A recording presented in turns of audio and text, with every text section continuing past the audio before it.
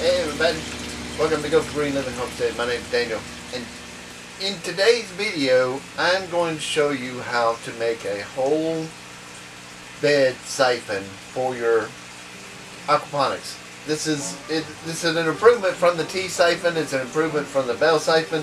It's enabling you to siphon from all aspects of your bed, and I can show you here very easily how it's doing that.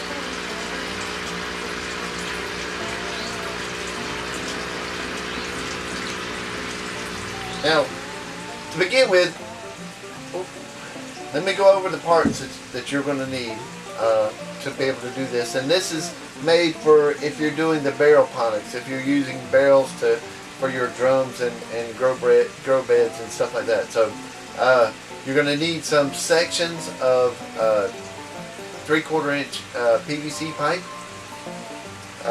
I'd say about at least 3 feet of it. You need a male fitting, 3/4 inch male fitting, and a female fitting. That's just to go through the barrel. But then you're going to need 2 elbows, 2 3/4 inch elbows, a reducer that goes from 2 inch to 3/4 inch,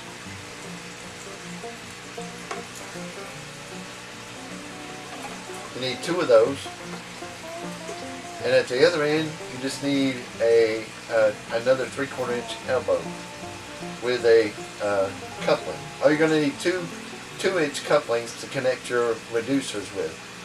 Now how I did this and why I even came up with this idea is, the reason I came up with the idea is because the bell siphon and the T siphon, they siphon from one area in your grow bed, and solids, just, they're not solids when they go in, but just plant material and worm castings and that kind of stuff just kind of builds up on the areas that's not getting siphoned. So I wanted to try to figure out a way to collect those as much as I can anyway, to keep my to keep it from keeping the system clean.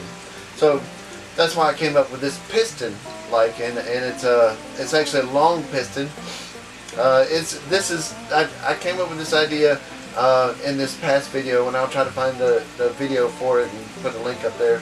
But I remember I told y'all that I wanted to do this with the 2 inch pipe and put it in there and run it full length of your barrel, so the barrel is concave and it goes in, so all the stuff is going to work its way to the bottom. And if you have this on the bottom and it's pulling it in and pulling it out, and it's filtering it, even after your rocks have filtered. So it's filter. So that really works out well for aquaponics. So you put your 3/4 inch pipe.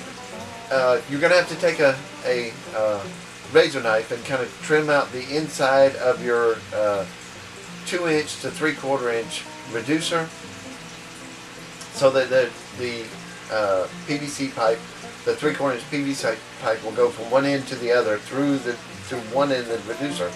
And then all you do on both ends is just put an elbow, and that just enables circulation. But now on that 3/4 inch piece of pipe, you're going to need to drill some holes, and you need to drill enough holes so that so this 3/4 inch opening there's enough volume in there so that your suction, when it starts to circulate through, so it starts its siphon.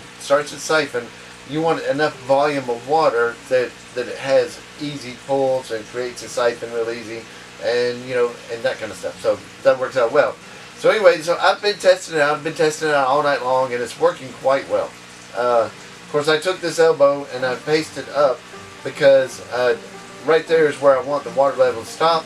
It'll catch a air bubble there, and the siphon will stop, and that'll just leave just a tiny bit of water at the bottom of my barrel ponics. So anyway, so this is the newest thing that I have come up with, and on the outside is where I'm actually putting the siphon that'll help create. I'm putting a little ridge that comes out of the pipe, and then it goes up and over, as you can see right here, and it makes a kind of U shape above the pipe. But actually, that's when the water level on the inside of the barrel hits above that elbow is when the air will escape and it'll create a siphon. So from that point on, we have a siphon, and this piston, this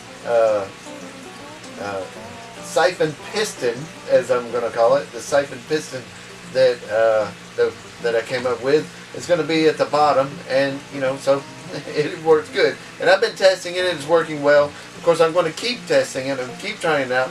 And I also have another one, which is coming up real soon in the next couple of days. For when you have not using a barrel and you want to stretch out and go to different aspects of your grow bed. If you're using the long ones or the square ones, so that you can get siphons to different points in your grow bed, so that they're not just siphoning from one area. And people might say, well, then you're going to have to clean out the whole bed. Eventually you're going to have to do that anyway, and you really should do that at least minimum once a year. Clean out, just to get all the solids out from the bottom, because you don't want any bacteria building up in the bottom. You do want the good bacteria, but you don't want the breaking down of solids and stuff like that to start happening at the bottom of your grow bed. So you're going to have to clean it out anyway. And these will help you maintain a little bit longer. So maybe you can go a year and a half, maybe 2 years. You never know. So nobody's testing one out for that long, but I promise you, I'm setting them up in this little greenhouse right here, and we're going to test it out. If you like these videos, why not hit the subscribe button and hit the thumbs up? Let me know I'm doing a good job, because I'm trying. I'm doing a good job. I'm trying to do a good job. Because I love you, and I love you, I miss you, baby. Oni, Obe, O, Ka. Ani, Obe, O, Ka. Means I love you in Hebrew. Later, guys.